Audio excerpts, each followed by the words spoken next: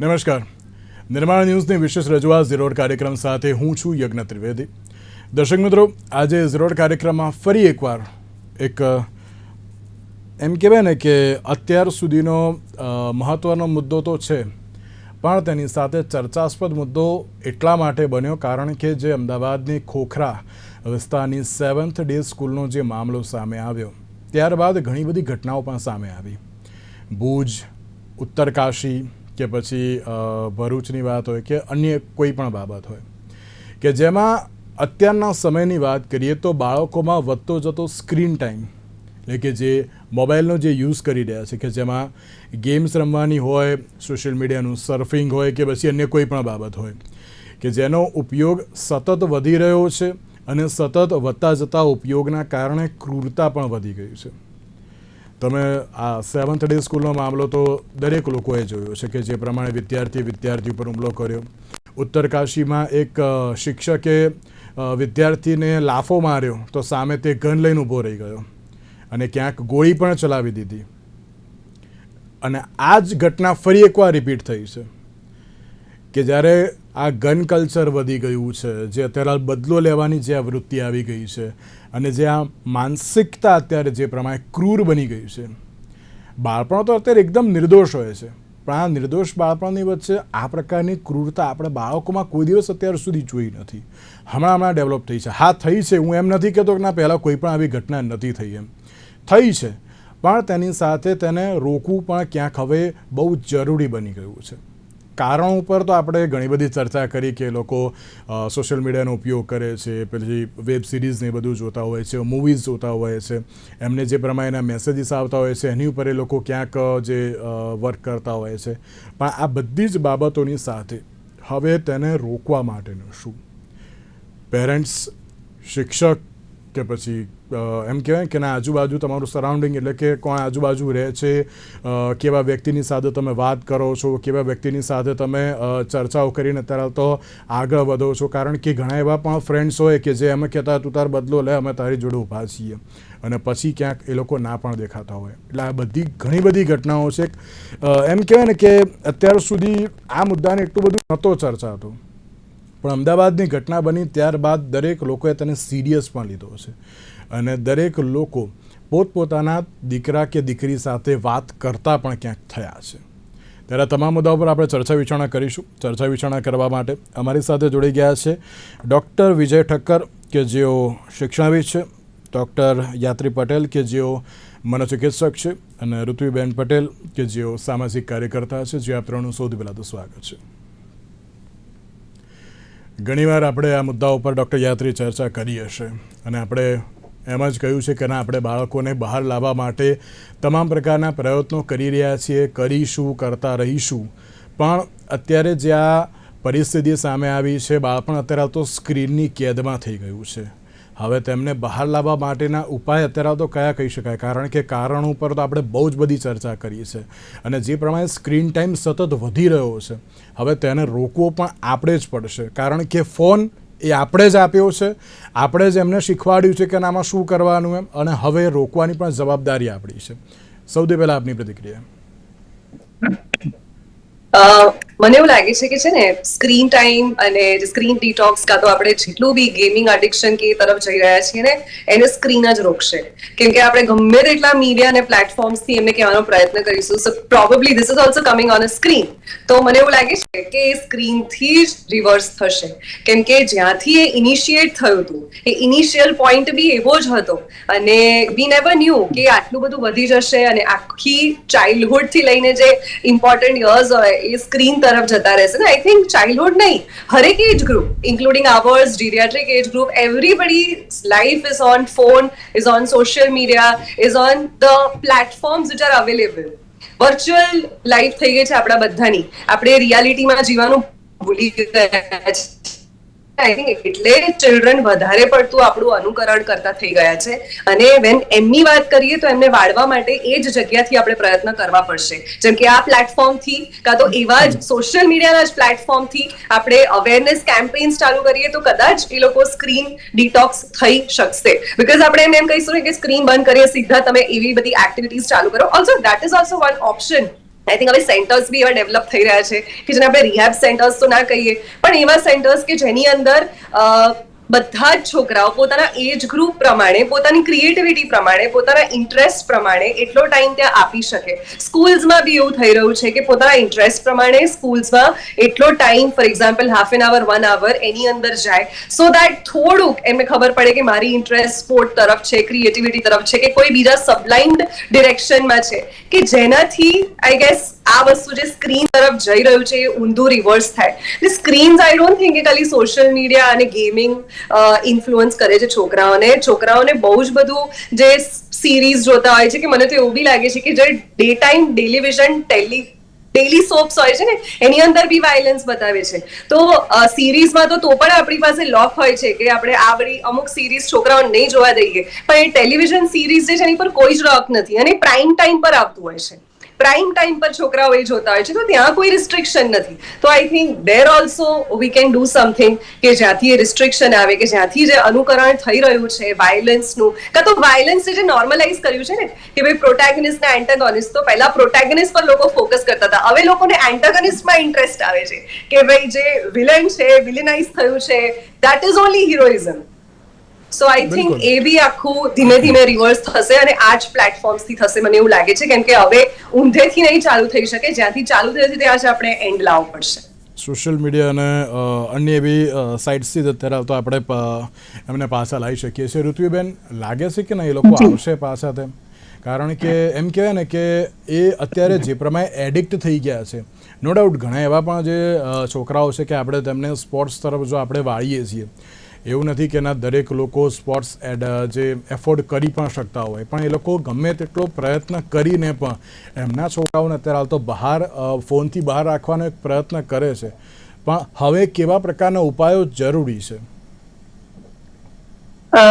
જી યજ્ઞભાઈ, સૌથી પહેલા તો મારી વાત કરતા પહેલા હું આપને અને આપની ચેનલને ખૂબ ખૂબ ધન્યવાદ આપવા માંગુ છું, કારણ કે સામાન્ય રીતે આ ચર્ચાઓમાં અને ન્યૂઝમાં થતું શું હોય છે કે કોઈ ઘટના ઘટી જાય, કોઈ ગરમા ગરમ સમાચાર હોય ત્યારે એની પર ડિબેટ્સ થાય, ચર્ચાઓ થાય, ઇન્ટરવ્યુ થાય, પણ સામાન્ય અત્યારે કોઈ એવી આજમાં તાત્કાલિકમાં કોઈ મોટી ઘટના નથી થઈ, છતાં પણ પ્રાઇમ ટાઈમમાં આપણે આ વિષય ચર્ચવાનું યોગ્ય સમજ્યું. અને આપની ચેનલ નિર્માણ ન્યૂઝને હું કહેવા માંગુ છું કે સતત એક ધૂણી ધખાવીને બેઠી છે કે કંઈક એવું સતત કરતા રહીએ જ્યાં સુધી એનું પરિણામ ના દેખાય. તો સૌથી પહેલા તો આપના જેવા મીડિયા હાઉસીસ જ્યાં સુધી ક્રિય છે ને ત્યાં સુધી આશાનું કિરણ આપણે સાવ અંધા છે એવું માની ના લેવું. બીજી વાત આપણે કહી કે શું શક્ય છે ખરું કે પાછા વાળી શકાય? હું આમાં યાત્રીબેનની વાતમાં જ ઉમેરીશ કે આપણે પાછા વાળવા કરતા આપણે સાવ યુટર્ન મરાવવો એના કરતા એક એ જ જે દિશામાં બાળકો અત્યારે ચાલી રહ્યા છે કે આગળ વધી રહ્યા છે એમાંથી જ એમને એક અલગ દિશામાં ડાયવર્ટ કરીએ, કાં પછી ધીમે ધીમે નાના નાના ડાયવર્ઝન્સ આપીએ કે એમને પણ એ રસ કેળવવો પડશે, જીવનના એ વિઝન્સ કેળવવા પડશે. કારણ કે છે શું યજ્ઞભાઈ, આ આખી અત્યારે જે બાળકો છે કે ટીનેજર્સ છે, આખી પેઢી એવી છે જેમણે મોબાઈલ અને ઇન્ટરનેટ વગરની દુનિયા જોઈ જ નથી અને એમાં કોઈ છે નહીં. તો સંપૂર્ણ છા વાળવા એના કરતા એમને ડાયવર્ટ કેવી રીતે કરાય? આપણે વાત કરી સ્પોર્ટ્સની કે ઘણા મા બાપ નથી પોસાતું છતાં પણ એ પ્રવૃત્તિઓમાં બાળકોને એનરોલ કરે છે. બીજી પ્રવૃત્તિઓ કદાચ મા બાપ પોતાના મૂકીને એ બાળકો ખર્ચા કરે છે. તો હું એ કહેવા માંગીશ કે તમારા બાળકની એનર્જીને ડાયવર્ટ કરવા માટે તમારે છે ને બહુ મોટા પ્લાન કરવાની, કોઈ ફોર્મલ સેટઅપમાં એમને મોકલવાની કે એવી કોઈ જરૂર છે નહીં. બાળકને તો મજા, છોકરાને કોથળી રમવા આપી દેશું ને તો કોથળીમાં મજા કરતો છે. જેમ થોડું થોડું મોટું થાય, ખાલી ને ખાલી એને જેમાં મજા આવતી હોય, ફોન સ્ક્રીન સિવાયની એવી વસ્તુઓ જેમાં એમને મજા આવતી હોય તમારે શોધવાનું છે કે તમારા બાળકને શેમાં મજા આવે છે. હવે એક નાનકડું આમાં હું તમને ઉદાહરણ આપીશ જેથી તમે ઓડિયન્સીસમાં બધા સમજી શકે. અમારી સંસ્થા છે, સંસ્થામાં લગભગ 125 જેટલા બાળકો છે. હવે બાળકોને હમણાં છેલ્લે 15મી ઓગસ્ટ આવી, જન્માષ્ટમી આવી, અત્યારે ગણપતિ ચાલી રહ્યા છે, તો આપણે સામાન્ય રીતે તહેવારો આવે એટલે ધાર્મિક આપણે ઉદ્દેશ્યથી તહેવારો ઉજવતા હોઈએ છીએ અને આપણી સંસ્કૃતિ ને પરંપરાની વાતો કરતા હોઈએ છીએ. પણ હવે એક બહુ સુંદર પ્રયોગ કર્યો કે છેલ્લા 3-4 તહેવારો જે આવ્યા, આ વખતથી જે શરૂઆત કરી છે ત્યારથી બાળકોને સોંપી દીધું કે હવે તમારે બધું જ આયોજન તમારે કરવાનું, બધું ખર્ચનું વ્યવસ્થાથી લઈને વસ્તુની વ્યવસ્થાથી લઈને ગોઠવણ બધું જ તમારે કરવાનું.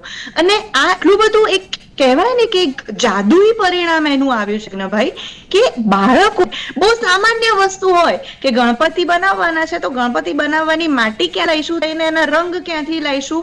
હવે આમાં આટલા બાળકો દિવસોના દિવસો સુધી એમના સ્કૂલેથી પાછા આવે ને એવો સતત નવરા પડીને સીધા સંસ્થા પર આવી જાય અને એ એમાં રચ્યા પચ્યા રહે. એટલે સ્વાભાવિકપણે એ જે નવરાશનો ટાઈમ એ સ્ક્રીન સામે વિતાવતા હશે કે ટીવી સામે વિતાવતા હશે કે પછી એવી સંગતોના સરવાળે ચાલતા હશે જ્યાંથી ખરાબ શીખી શકે, એમાંથી આપ બહાર આવે છે.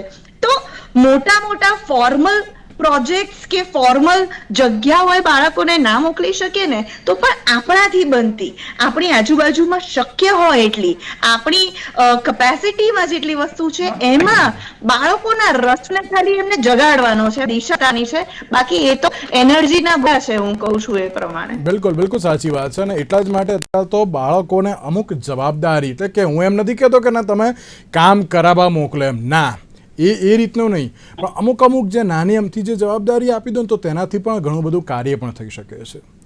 વિજયભાઈ, આપણે સ્કૂલમાં જતા હતા ને પહેલાં તો મોસ્ટલી એક ડર હોય કોનો, પીટી ટીચરનો. એ જોશે ને તો ફટકારશે આપણને, કોઈ પણ છોકરો હોય. એક એવો એક ડર હતો, પીટી ટીચર હોય, કાં તો મેથ્સ હોય, કાં તો સાયન્સના ટીચર હોય, આ ત્રણમાંથી કોઈ એકનો એક ડર હોય.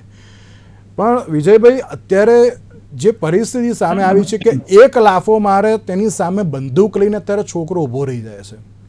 આ આપણે એક વિચાર્યું પણ ન હતું આ બાબત, તો કે આ એરા પણ આપણે અત્યારે હાલ તો જોવો પડશે. તેમ નો ડાઉટ કે બાળકો જે જોવે, જે શીખે અને એને જ અત્યારે હાલ તો એપ્લાય પણ કરતા હોય છે. પણ વિજયભાઈ, અત્યારે હવે આ બાળકોને આપણે પેરેન્ટ્સ થ્રુ કે પછી સોશિયલ મીડિયા થ્રુ કે આપણે એમને રોકીશું તો ખરી, પણ એવું લાગે છે કે આ શૈક્ષણિક પદ્ધતિમાં પણ થોડો ઘણો ફેરફાર કરીને પ્લસ જે ટીચરને એક, એટલે કે કોઈ પણ એક શિક્ષકો એને એક એવી જવાબદારી આપવાની જરૂર છે કે ના જેનાથી બાળક આ બધું કરતો થોડોક અચકાય.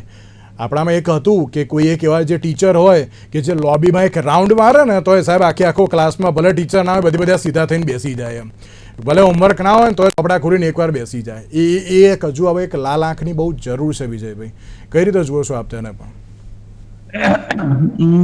જી યજ્ઞભાઈ, બહુ સાચી વાત છે. આપણે બધા જ એક સંજોગોમાં અને એવી રીતે એ શાળાઓમાં ભણ્યા છીએ કે જ્યાં આપણને કોઈને કોઈ રીતે ડર લાગે. અને અત્યારે સ્થિતિ સાવ જુદી છે. રાઇટ ટુ એજ્યુકેશન હેઠળ આપણને અંદર સ્પષ્ટ લખ્યું છે કે શિક્ષકે વિદ્યાર્થીઓને શારીરિક અને માનસિક કોઈ પણ પ્રકારની શિક્ષા કરવી એ ગુનો છે. હવે થાય છે કેવું કે કોઈ વિદ્યાર્થીના કોઈ ખોટા વર્તનની સામે શિક્ષક કોઈ પણ પ્રકારનું પગલું ભરે છે ત્યારે તરત પેરેન્ટ્સ આવી જાય છે. અને પેરેન્ટ્સ આવી જાય છે એટલું નહીં, એની ઉપર બિનજરૂરી એવા પ્રકારના તરકટ કરવામાં આવે છે જેના કારણે પેલો માણસ બિચારો હેરાન થઈ જાય.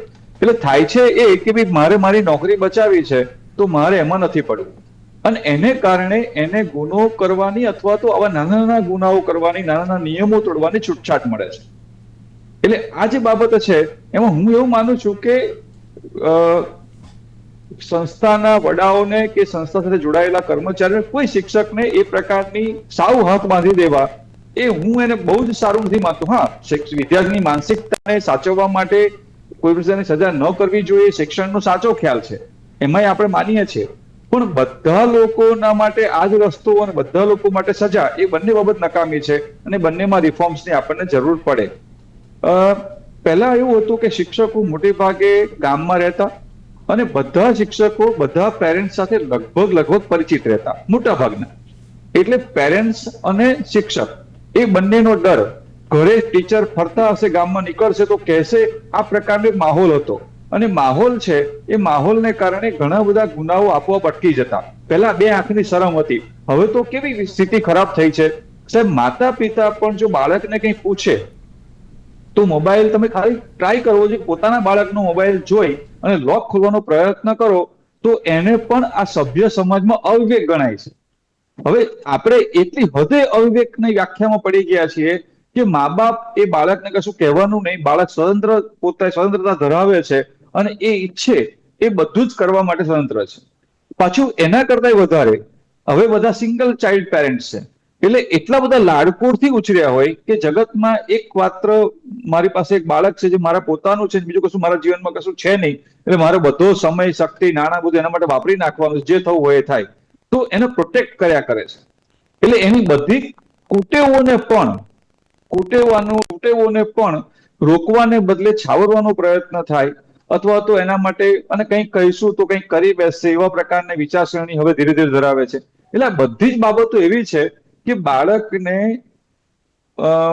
જેમ પૈસા અથવા તો સગવડને કારણે બાળકને વિકસવા માટે પૂરતી સ્વતંત્રતા મળે છે, એવી રીતે પણ બગડવા માટે, ખોટા રસ્તે જવા માટે પણ પૂરતી સ્વતંત્રતા છે. અને એ જ આ મને લાગે છે કે આ કારણનું શરૂઆત આ સ્વતંત્રતા છે. સ્વતંત્રતા સાથે મારો વાંધો નથી, પણ એમાં જે મુક્તપણું છે, જેને આપણે જેના માટે શબ્દ વાપરીએ છીએ કે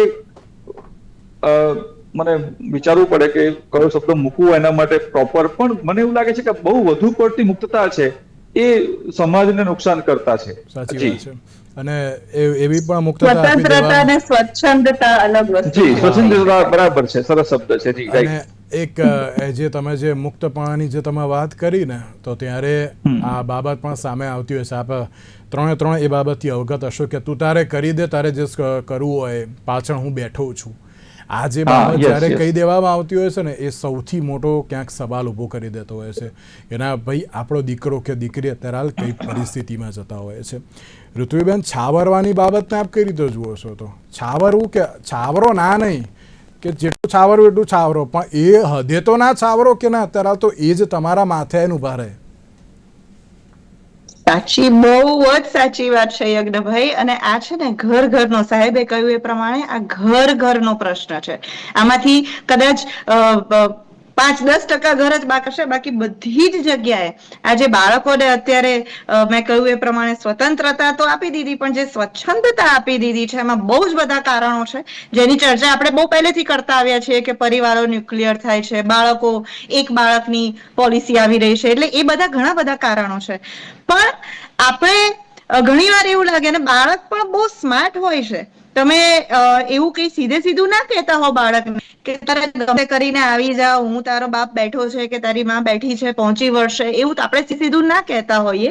પણ ઘણી વાર બાળક પણ બિટવીન ધ લાઇન્સ સમજી જ લે છે. તમારી ટ્રીટમેન્ટ, તમારી વાતચીત, તમે અંદર શું મા બાપ તરીકે વાત કરો છો, કેવી ચર્ચાઓ કરો છો, એ જોતું હોય છે ને. એના મનના ખૂણામાં તો હોય જ છે કે હું ગમે તે કરીશ, સરવાળે મારી સાચી કે ખોટી વસ્તુઓને એ સપોર્ટ કરવા માટે મારા મા બાપ બેઠા છે. તો મા બાપની અહીંયા બહુ જ મોટી ભૂમિકામાંથી ચૂક થાય છે યજ્ઞ. કારણ કે દરેકને એ વસ્તુ સમજવાની જરૂર છે કે તમારું બાળક મોટું થઈ ગમે તે છે, એન્જિનિયર બનશે, શિક્ષક બનશે, નર્સ બનશે, લોયર બનશે, કશું કઈ પણ જે પણ કરશે, પણ જો એ સારું માણસ નહીં બને ને, તો એટલે ભોગવવાનું સૌથી પહેલું દુનિયાના લોકોને તો ખરાબ પછી ભોગવવાના છે. સૌથી પહેલા ખરાબ પરિણામો મા બાપ ભોગવવાના આવવાના છે. તો ગમે તે બાળકને બનાવીએ, પણ શરૂઆત એ સારા માણસ બનાવવાથી કરીએ, એનામાં મૂલ્ય સિંચનની વાતો કરીએ, અને એના માટે સૌથી પહેલા ઉદાહરણ બની.